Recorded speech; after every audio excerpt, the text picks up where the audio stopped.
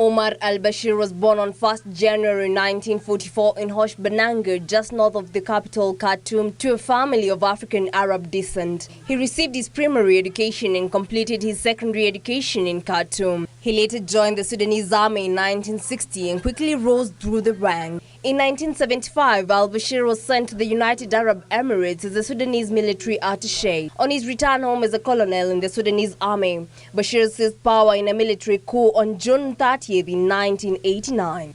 This was after a long civil war between Sudan's north and south that led to the ousting of the coalition government of Prime Minister Sadiq al-Mahdi. During his time in power, he was accused of war crimes during the Darfur conflict, which began in 2003, where rebels took up arms in protest against alleged government discrimination. Hundreds of thousands were killed in the crisis. The bloodshed led the International Criminal Court to indict Bashir on charges of crime against humanity and genocide, although the investigations were eventually suspended. Bashir went on to win his first term as an elected president in 2010. A year later, Sudan gained independence from Sudan following a referendum, part of a peace deal agreed between Bashir and rebels from the south. However, the split had significant financial repercussions because South Sudan gained 75% of the territory's oil.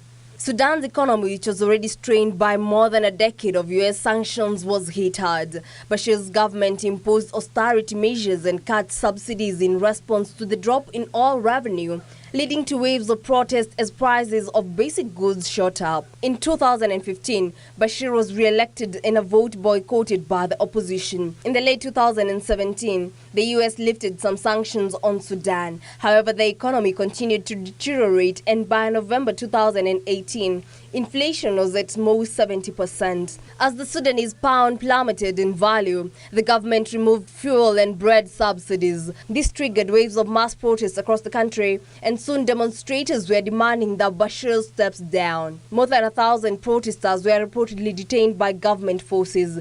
Sudan's National Security and Intelligence Services stated that Bashir would eventually step down. However, Bashir was defiant, declaring a national state of emergency, dismissing the federal government and replacing all state governors with members of the security forces instead. He also tried to placate protesters, saying he would stand down at the end of his term in April 2020 and not seek re-election. However, that was not to be.